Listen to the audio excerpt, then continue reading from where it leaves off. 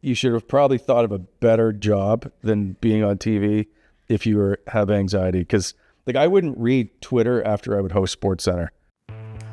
All right, welcome everyone back to another It's Okay podcast. And what we do here is open up the lines of communication and conversations about men's mental health supports and some programs that might be out there for people.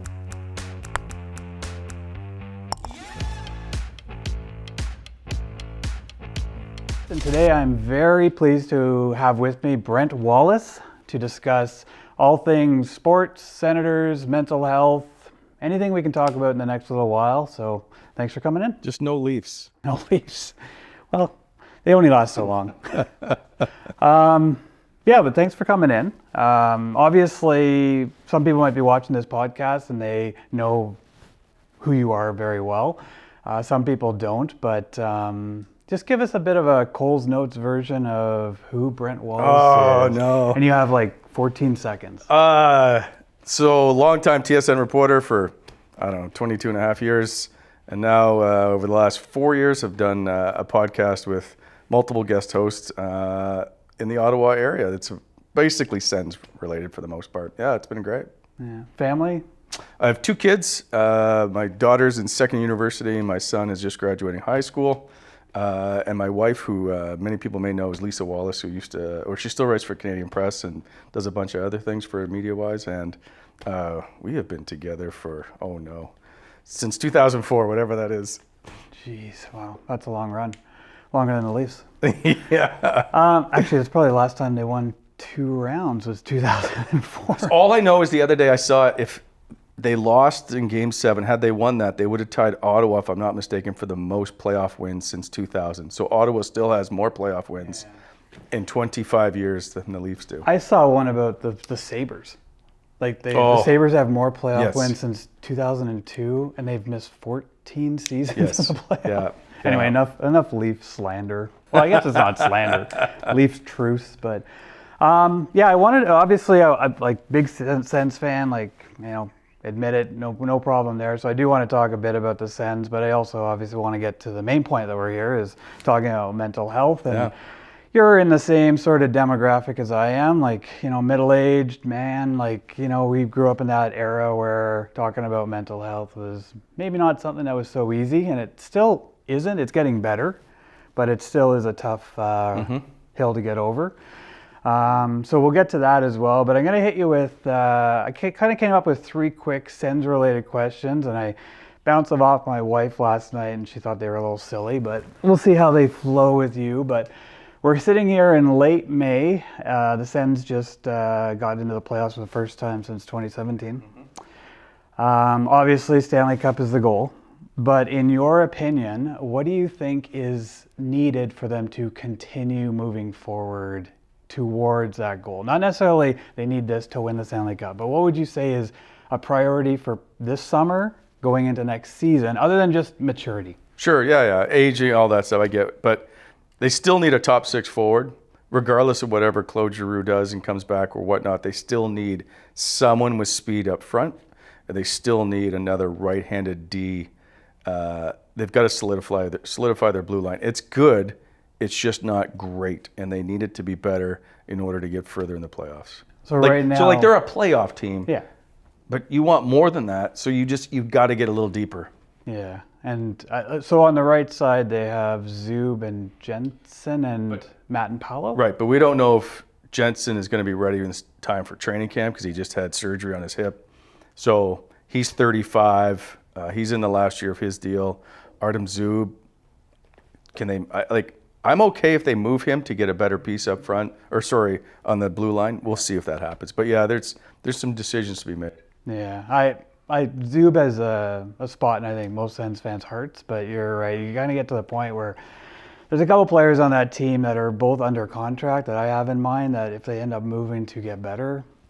But the reality is, Steve, you want your team to be better, right? So whatever that takes, and you listen to every offer. If you could trade, and I throw this out there all the time, if you could trade Tim Stützle and get Connor McDavid, you make the move, right? The point is anybody can be traded as long as your team gets better, and that's what I think Ottawa needs to look at. And I believe Steve Staios, who doesn't come with the same he hasn't brought those players in, so he doesn't have the same relationship. So for him right now, it's just pieces on a board.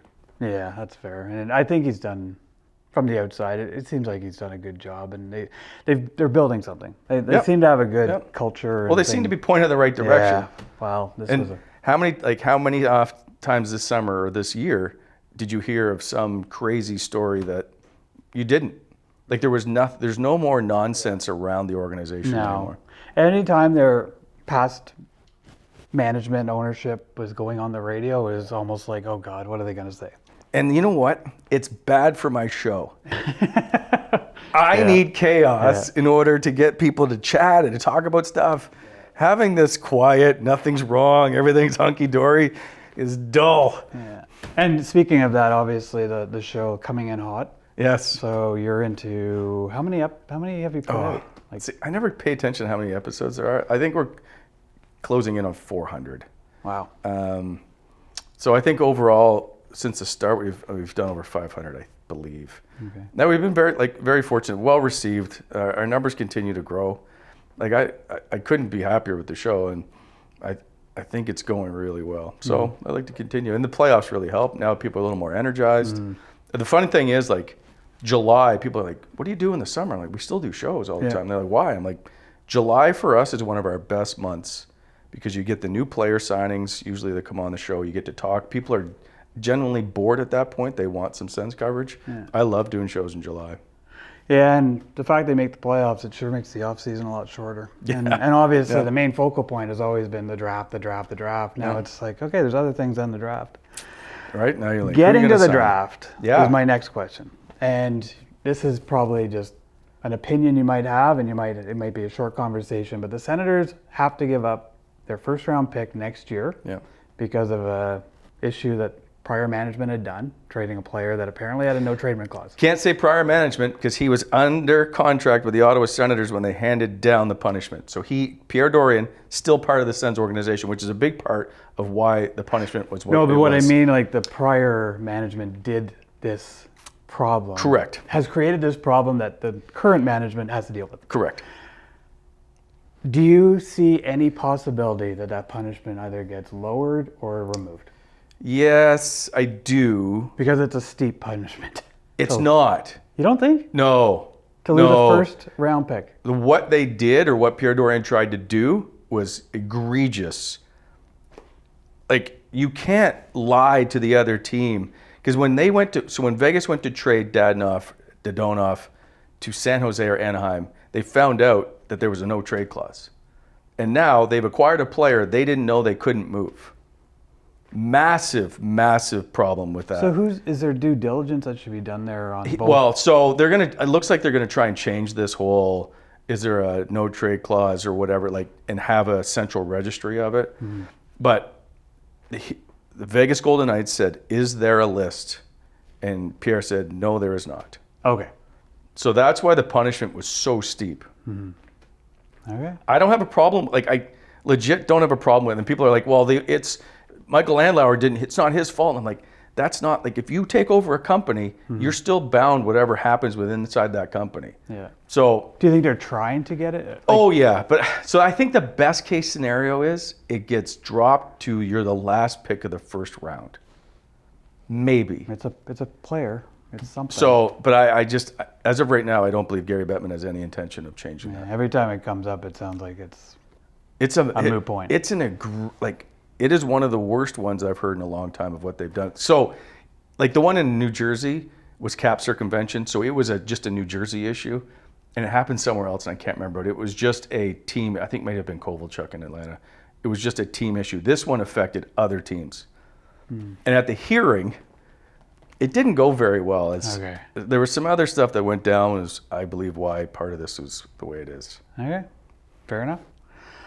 Last question, Sens related, and it has to do with the arena. So I worded it this way to my wife last night. She's like, that's a long way to get to that question. Brady Tkachuk's going to be 26 on September the 16th. Okay. He has a kid that's going to be 1 on September the 16th. Right. Assume his kid makes it to the NHL. Who has a better chance of playing hockey at an NHL arena in downtown Ottawa in the future, Brady or his son? And it doesn't have to be LeBreton. Like It'll be Brady. Is he an Ottawa Senator? I'm not sure of that. Like, well, he'll be in the NHL. because he could be 32 or older, but Yeah. I think they'll get there. I'm not sure it's LeBreton still. Yeah. I haven't felt like it's LeBreton the entire time. I know they continue to work on it, but some of the restrictions they're under to get that done just doesn't make sense for them financially. So I still think Bayview Yards becomes a major point for them. I believe that will be the eventual location. I don't have any reason, no one's told me anything, but just listening to them continually fight with the NCC and drag this on for years doesn't make any sense. And if they have to switch locations, to say it's going to be 10 years before they're in that building. No, if they switch and go to and they own the land and it's with the city, they will get that thing done in 3-4 years. Okay. I mean, it has to happen. I mean, it's Well, I does it? I went to one of the games. I went to Game 6, and every time I go to a game there, especially in the playoffs, I'm like, this is a great building. It's a Like fantastic it is a building. great, it is a loud building. It's a great. It's just the location, and I live in Cumberland. I live on the other side of the city. All right, hang on. So back in the early 2000s, when they were among one of the top teams in the league in attendance throughout the regular season, did the building move? No, So what has changed now? Just more people complaining about it? people They've like to actually complain. made it easier to get in and out of. Yeah. I don't. So we just want to complain. Like, we never used to have an attendance issue. I think what people want is that they go to arenas that are downtown arenas, and it just feels like when you go to Montreal. I understand. And it's like, oh, I'm gonna go to this restaurant and then walk to the arena. I'm gonna Sure. do this. And I think and transit obviously is a big part of it. But I think it's just the vibe and the feel. Like people go to these downtown arenas and just Totally say agree with you. That I want like Lansdowne is a great example of that. Like what they've been able to do down there. And I think people would say that's what they want. Not necessarily a better arena, not necessarily a nice Canadian Tire Center's. There's nothing wrong with that building. Other than I don't like the 100 level concourse, I think it's too narrow. Outside of that, it's a great sightline building. Yeah. Like they've revitalized Detroit, putting their arena downtown now. Like you couldn't used to be able to walk there. Now it's an amazing area that they've done. Like there's a lot of nice arenas that are downtown. Ottawa should have, or the Sens or whatever, because they own a lot of that land. They should have developed it. They should have put restaurants in there. Like at the end where all those office tower buildings are, they could have filled that full of restaurants. They could have done something. They could have had restaurants going all the way up, basically to Terry Fox. Right? You could have. You had to there's navigate the Cart River, but there was a lot of chance and opportunity for them to do something. They just never did. They never have any. Well, they didn't have any money at one point, so yeah. Yeah. Okay, so long story short, Yeah. within 10 years, in an arena downtown somewhere, and if you were a betting man, you would say most likely not LeBreton, but somewhere close. I still if you're Is that land available? if you're going to continue to get punched in the face by somebody you're trying to deal with, why would you just walk away? At some point, that's where I think they're really frustrated. You don't become a billionaire by waiting around and waiting. You want action. They want to get this done. Okay, so still sticking around the NHL a little bit, and you might have some insight into this, and maybe you don't, but the NHL does have a player assistance program. Yeah. Obviously, it has to deal with different aspects of things, and a lot of it you don't get, rightfully so. You don't hear the entire story. When you hear a player has entered the program or something, it could be anything from, alcohol, drugs, mental health, anything. Are you familiar at all with the steps and the process of that? Getting into that program is and what they do? You just have to make a call. Basically, So do you call the NHL or the Players no, you call the Association? PA. Okay. It's completely outside of everybody's periphery. I shouldn't try to use big words, Brent. Anything over 3 syllables and I'm hooped. So I think it's just you make a phone call to the player assistance program or to it could be your PA rep. I'm not 100% sure where that phone call is. And then that just starts the ball rolling. Eventually the team knows and you will have to talk to the team, but they don't have to be fully aware because it's a personal matter, if you will. They just know that once you're in the program, the player is, I don't want to say on their own, but they're away from the organization. So the PA takes care of all of that. Okay. So it's more the PA than the actual It's all league. PA. It has nothing to do with the league. Okay. Because I'm sure if we were in any city, they would go through a list of, oh yeah, this player, and this player's been through. And we've had it here in Ottawa. Yeah. Like we've had it I mean, obviously. there's been some public people, obviously, but there's there's other people like in the summer that you don't know about. Yeah, okay. And they don't have to. My understanding is you don't have to make a press release. Now, if you leave the team in the middle of the year, that's a different story. I remember being in Detroit at practice, and Bobby Ryan left in the middle of practice. And I believe the end of that day, they had said he was in the program, if not the next day. But I remember watching him on the ice and just leaving. I'm like, that's really odd. That was it, in the program. Now, there is a bit of an issue with that program, is that you're not allowed to be around the team. So while you're going through getting better, you can't have access to the team, if you will, where, like, I'll use Bobby for example, because I had a lot of chats with him about this, is you have to be skating by yourself. You can have a team rep skate you, whatever, like Sean Donovan, but everything is by yourself. And Bobby did, like, he's like, that doesn't help me. Like, as someone who doesn't want to be isolated and be alone, that's a bit of a problem. And I do understand and I can appreciate where he's at with that. And did he give any insight to you as to whether he thought the program was well run, successful? So I don't know how much happens inside the program. Like, I know you go to a treatment facility and they have one, it's in California. It's a multi-million-dollar facility, whatever, like, it's high end, all that stuff. But I don't know what all transpires from once you enter the program to getting out, if you will. But I do know, obviously, part of it, depending on what you're doing or what your treatment is like going to a facility. And there have been success stories. Oh, like Austin Watson is a huge one where he's like, I spent Father's Day in jail. He goes, I'm like, I don't ever want to go through that again. And he's very much, so the one thing is, Brian McGrattan is another one, Yeah. play for the Sens. Yeah. He's very open about it because he understands now, like, guys do need help and he will reach out. And I do feel like it's a community. Like, once a player finds out you're in the program, you will hear from a ton of guys. And they'll be like, I went through it, here's what, like, and they'll start sharing their stories. Well, I think that's a big part of what we're doing here and how it got to this point is when I started to do some initiatives a couple of years ago, and I remember going to a couple of sponsors and, like, people I work with and say, would you like to sponsor this event? And it's like, oh, what's it for? And I'd get into it and they're like, I totally know where you're coming from, or I've been where you're at, or I am exactly where you're at right now. And you wouldn't know. Like, there's one individual I was absolutely shocked when he opened up to me and said, this is what I'm going through right now, and I would have never known. And I think that's the thing about mental health is it's one of those issues that are just so hard to detect. People can hide it so well, and I think we've had some instances in the city in the last few months, and somebody very well that has had some dealings with it, and there would be days that everything looked rosy, other days it was not.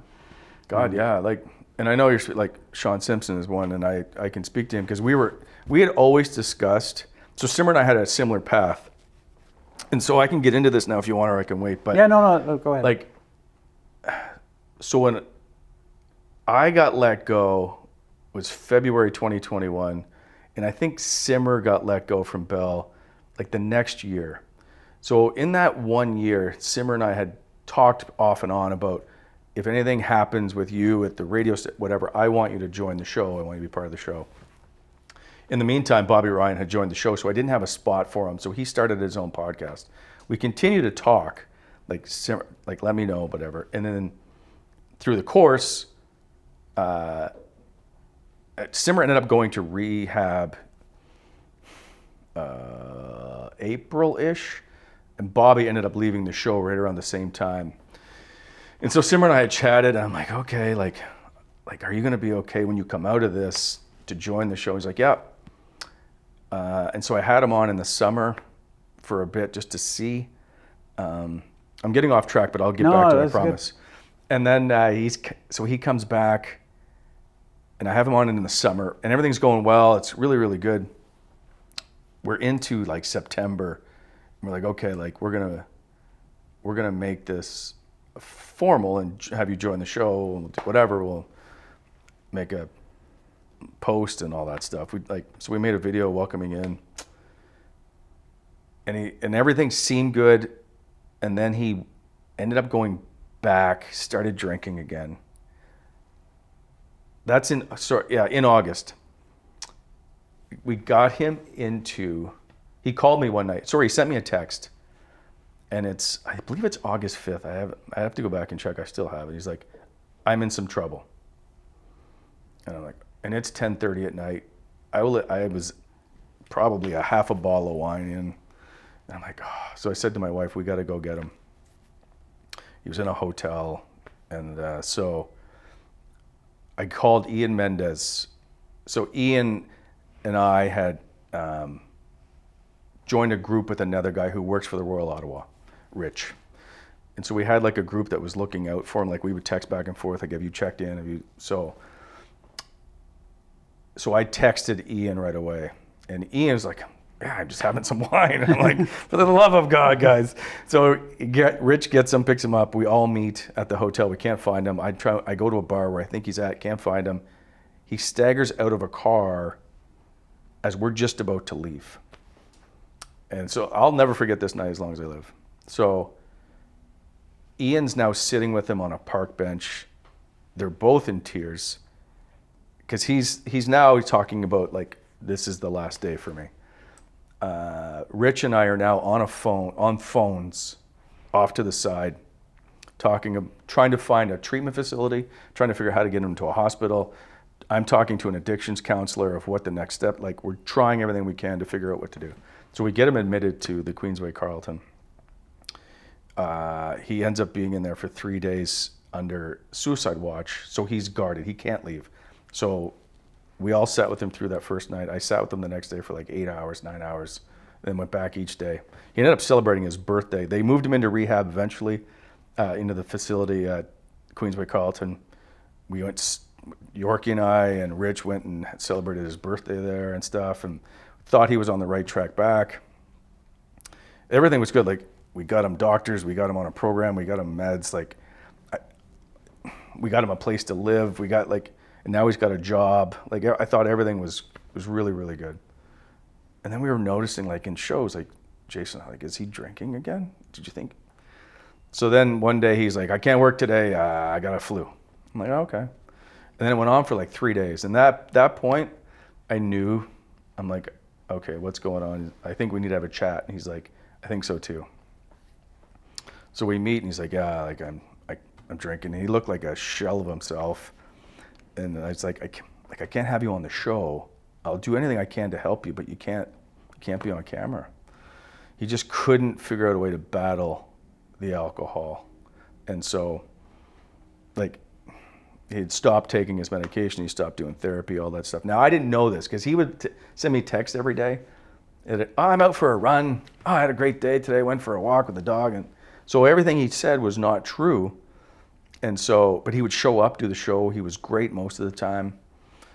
So you don't really know. And the problem is you don't want to pry because you don't want to go, hey, are you drinking again? And they'll be like, why are you saying that to me? Why, like, are you like, why the insult? And so you got to, it's a line you have to try. Slippery slope. Right? And so people get very defensive if you say, hey, like, so, and that was November-ish. And then by February, January, he had passed away. Yeah. I remember hearing Ian Mendez, I think on TSN 1200, a couple of days after. It took him a couple of days he wanted to get on, but he wasn't ready to talk about it. No. And he said, like, I wish there was something more we could do. And like, just hearing you say that and hearing what Ian had done, it was like, oh my, like, there was an effort there, clearly. And I think... So I don't mean to cut you off. And I've had this debate with Ian several times. So we got together that night when we found out he had passed away. A bunch of us had met down by Lansdowne. And for me, it was the problem because I'm the one that had, for lack of a better term, fired him from the show. Or just said, like, you can't be on the show while you're... So I wore that for a long, long time. And Ian would always, he goes, you can't blame yourself. I'm like, well, we always said that if there was more we could do, we would do it. And clearly we didn't do enough. And so I will argue that till the end of the time. So if you watched our show, another side story, in the summer, Simmer always said, you need to get a bird feeder. It's going to settle you down. You're too wound up. They call me Salty Wally. Like, you need a bird feeder, put it in the back, you can stare at it, it'd be awesome for you. And I kept arguing this, like, I'm not having a bird feeder, this is stupid. So I said, you know what, I'm getting a bird feeder. That's how we welcomed him into the show, was us watching this bird feeder. That was the promo. So I got the bird feeder.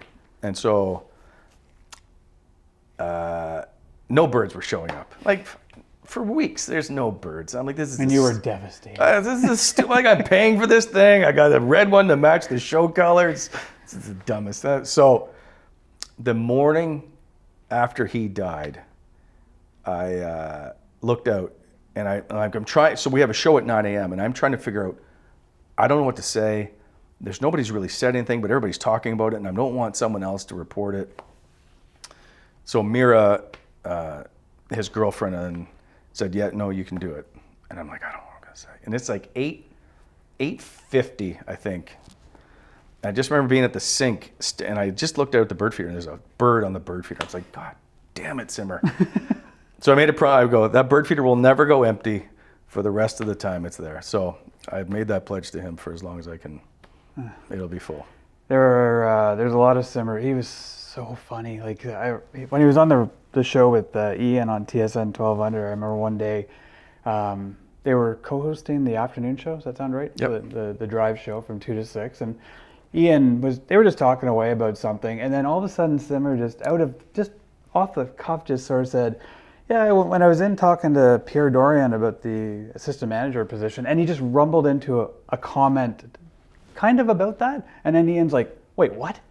It's like, yeah, I just went in and interviewed for an assistant, and I'm just hearing about this now. Like, he just had all these sort of ways of just dropping little nuggets, and his experience speaks for itself. He'd been through a lot of franchises and roles in the NHL, and he's a lot of paths that people like big players, and you need it. Like, and for me, I was selfish because I knew he was so good as a media person, where he didn't care what anybody else thought, and he would tell you what he thought, but he could always back it up with his knowledge of the game. And it was like, I said, you always got to be on the show. Like, I realized it, and then our shows were great. When he was on, our shows were great. In fact, the first time he was on, or the second time, because he got in trouble the first time. Shocking. Because Bell said the TSN 1200 people could never go on my show. Anyway, so the second time he was on was the day Pierre Dorian was fired. And it became the most watched show we had that entire year. It might be for the last 2 years, I can't remember, but it just happened to be, it fell in the same time. And so it's like, Simmer, like, I know I need you as part of this show. Yeah. So yeah, and that was a tough one. His signature chuckle or giggle. Yep, all of it. Well, our paths crossed because I used to run a golf tournament that you came out to a few times. Loved it. It's maybe one of the best golf tournaments I've ever played. Oh, I agree. Thank you. But Sean was there one year, and I was taking care of something, and I heard a chuckle behind me. And it was just one of those things, when you hear a laugh, someone's laugh or someone's voice, you're just like, I know exactly who that is. I've never met the person, but I know exactly. And he was chuckling away with Ian about something. Yep. And it's like, that's Sean Simpson. Like, you heard the laugh, and it's like, that's Sean Simpson. The signature, absolutely. Yeah, it was good. That's why, like, we would make stuff. He was easy. We would make stuff into the show for him because his personality just allowed you to poke fun at him, and he was okay with it. You mentioned a couple things when you were talking about Sean that came up in one of the podcasts we did with the CEO of the Ottawa branch of the Canadian Mental Health Association, and it was the term noticing. Yeah. And she sort of left it on all of us after that talk about using that term noticing, and it's something that it's very non-confrontational, that term noticing. And the way that she was wording it was, instead of saying, are you drinking again? Or, why are you missing work? It's like, I noticed that you're a little off, or I noticed this. So I think that's something that we talked about after our conversation with Dr. Susan about a term that we want to sort of get out there and use a little bit more in our podcast, the term noticing. So flipping it around onto you, like when you find that you're noticing that your mental health is maybe a little in work of a tune-up, is there anything that you do that you feel helps with your mental health? And I've asked this question to friends before, and I get everything from going golfing, which is ironic because that sport will drive you crazy. Yeah.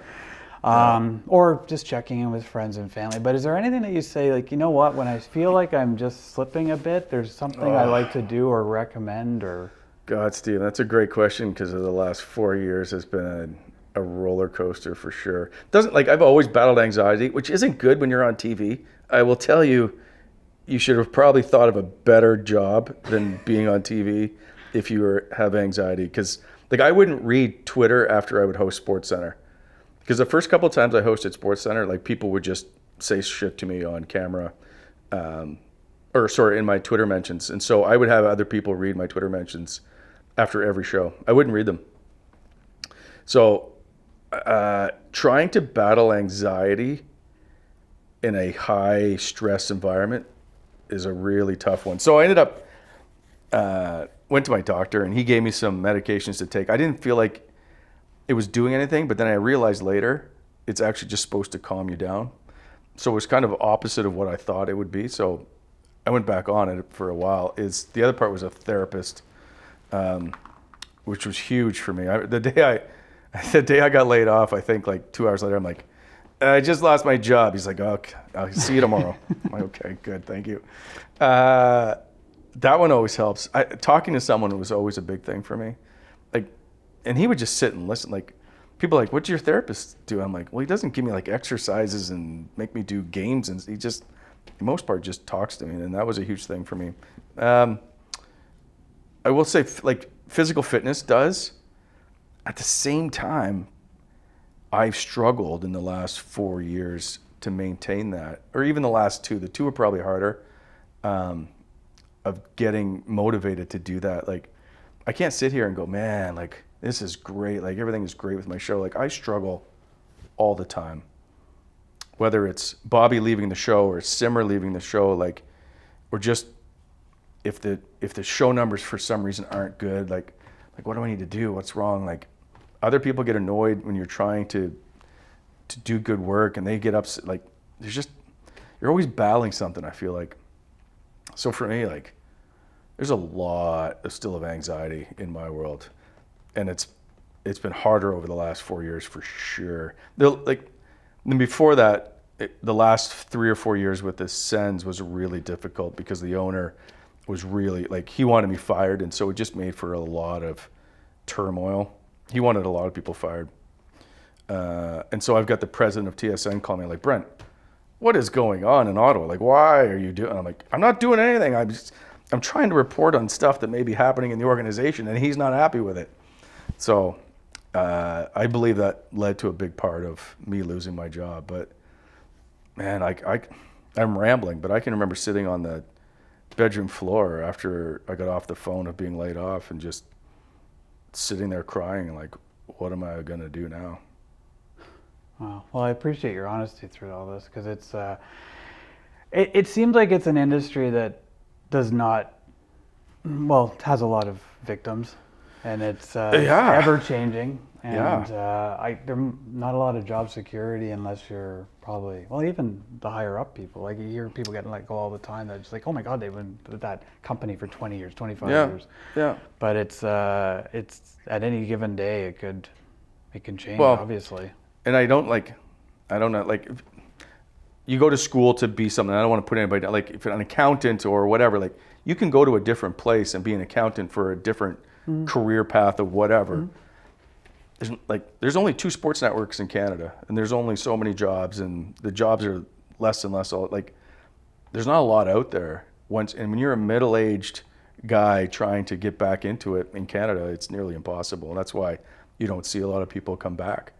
And so I was 46, 47-ish, and I'm like, what am I going to do?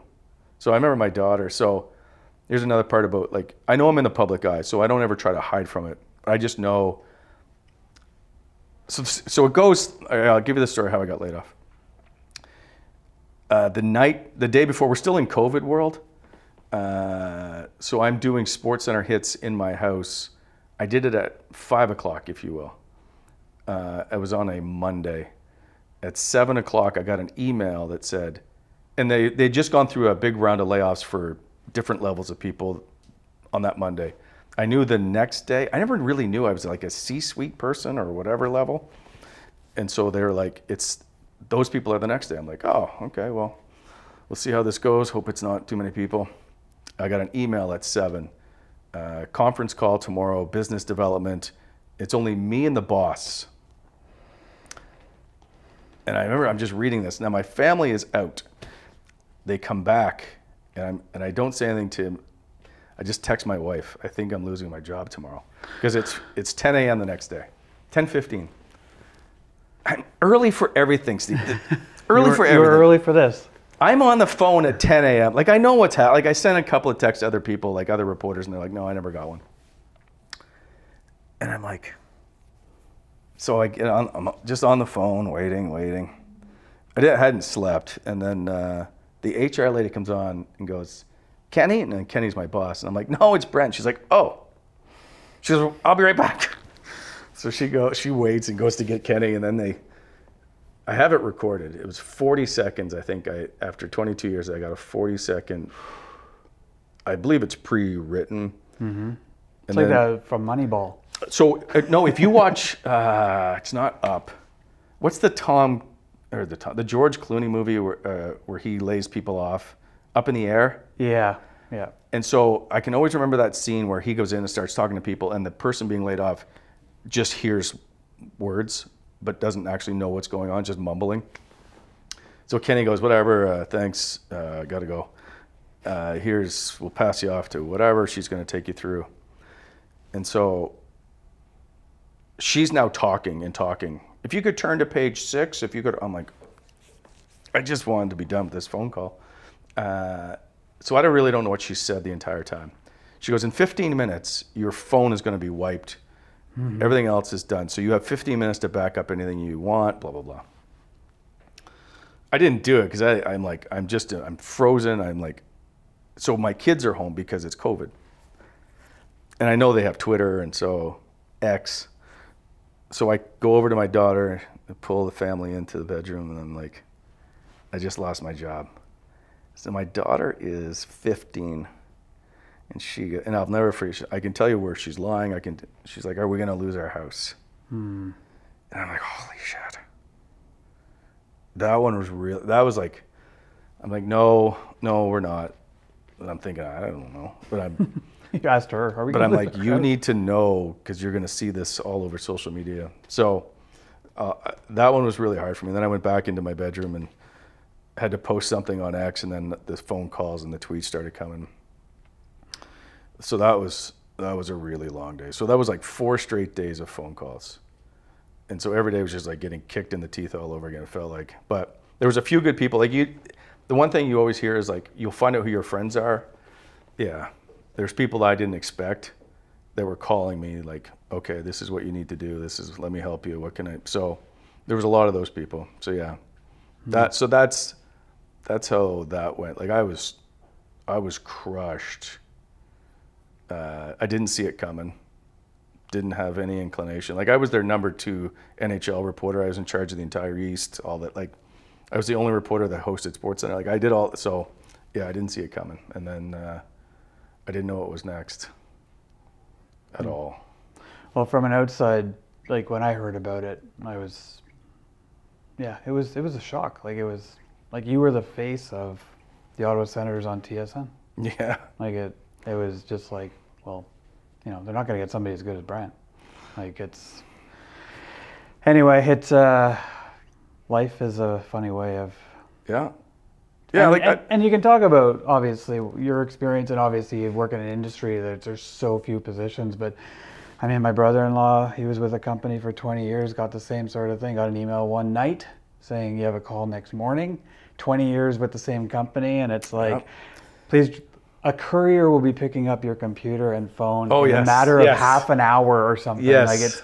Like it does happen in all industries. So anyone that's watching this is like, yeah, that happened to me, or I can totally relate to what you went. And you're right, everything just stops, and it's like, what the hell do I do now? So, yeah, it was like, it's a surreal moment. So So I can remember like my wife just going, "It's going to be okay. We'll get through this, whatever." And I'm like, "What are you fucking talking about right now? Like, do you not see what's happening?" And so I'm like, "I don't know what I'm going to do."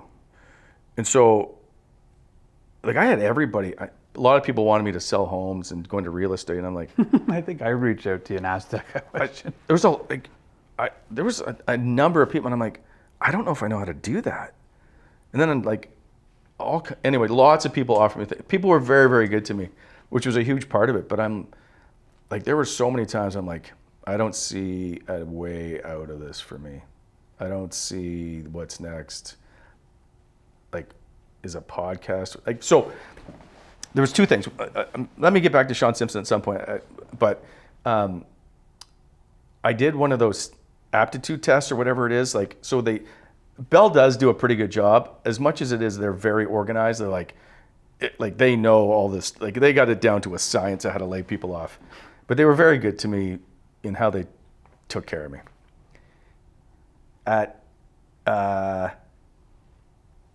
So they give you like this HR person, whatever, and he tells you what your next career should be, or if you're any good at anything.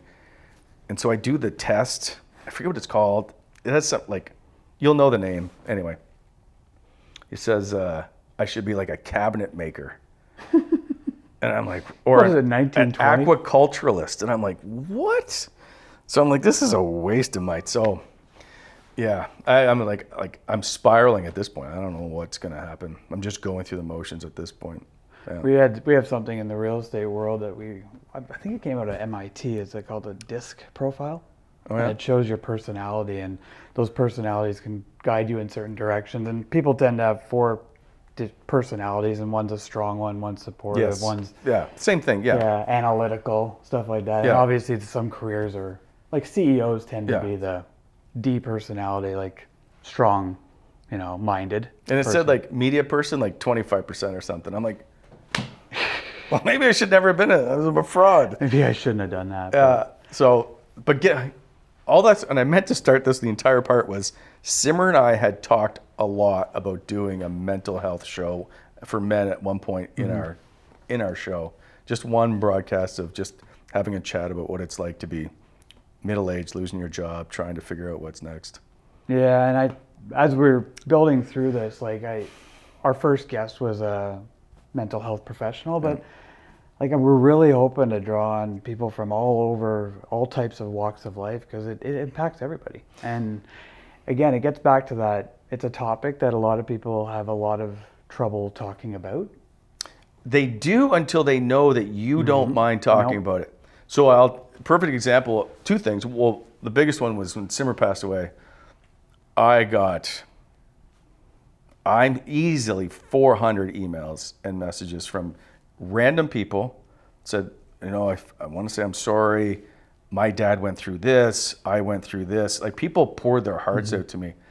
And I said, I will get back to all of you. I promise. Like, I need some time. But I try to respond to everybody, because they were super open about what their struggles were, or what happened, and how they lost a parent, or how this. And I'm like, if we could just figure out a way, I don't know what the answer is other than talking about it. And maybe there needs to be, like, I couldn't tell you right now what the programs are. I just know to call the Royal Ottawa and find out. But I don't know if there's a better way to make that message clear. Yeah, and I think when I was doing my first event and it was geared towards mental health, and it's like, people are like, why did you do that? It's because I've gone through it, or I'm going through it. And you're right, the floodgates just suddenly open. As soon as you're the first one to go through the door, most people will follow up with a conversation. Like when I said, if I just left it at, I'm doing it for men's mental health, and left it at that, I wouldn't have had a lot of conversations about it. I'm doing it for men's mental health because it's something that I deal with. Here comes the conversations, Yes. and that's You're what you like, want. Yeah. I did this. And so I do, and if they can, so for me, I've been fortunate where I think people, they've seen me a long enough time on television, they trust you a little bit, so they don't mind talking about it and opening up. And so I'll never ever try to abuse that situation where I will take all that and want to make sure I reply to those people, because if you can help someone, anyone, like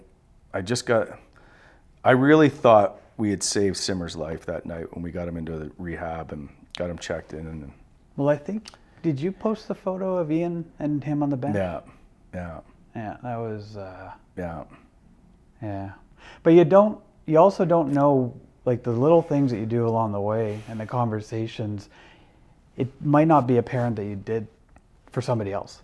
Like, it's like what we're doing here and some of the things that we've done already. Like, we did a talk last year at a company and there was 40 people in the room. 5 or 6 came up after and thanked me. Yeah. There could have been somebody I never talked to that left there and was like, I need to check in on myself or somebody I know. Yeah. And that's getting these things out there. And I say, right, like, I'm not an expert on this. I just talk about what I'm doing, what I'm trying to do, and just open up conversations. And, you know, having somebody like yourself come in who has a deep roots in the art community and has obviously had some dealings with this subject. Yeah. It means a lot. Yeah. Well, like, and there was other people that reached out to go, because of you guys talking about it, I went and got help. Those ones, like, I've saved those emails because those ones are a huge thing for me. Huge. Like, Wow. I'm not trying to be like this expert or whatever. Hero. But if you can help, like, so if someone ever reached out to me and goes, Brent, I don't know what to do, but I will find you help in a heartbeat. I don't care how, but I will definitely, so one thing my sister tried to commit suicide when I was in grade 10. She spent 3 months in the hospital. Like, she's grade 11. I came home to the typical mirror in the, so this is 1988, 89. Like, the mirror in the bathroom is in lipstick, like, I love you. Like I'm like, what is going on? And so finally my dad told me what happened. She's okay, and they found her in time. But so I've always, like, that one's always stuck with me of how, like, you gotta figure, and I had no idea, zero, that she was in any kind of distress. And so I will always try to help. Well, you being here has helped a lot, so I really appreciate it. And yeah, we'll keep the conversation going, and we'd love to have you back someday to talk more about it. But thank you so much. Anytime, it's Steve. Always a pleasure seeing you. Appreciate it. You too, my friend. Congratulations with your podcast. Thank you very much. Thanks again. It is actually a sign of strength to admit that you are struggling with your mental health. So I think if you're at that point that you're able to actually reach out and seek help, whether it be through a family member, a friend, or a professional, it's the opposite of weakness.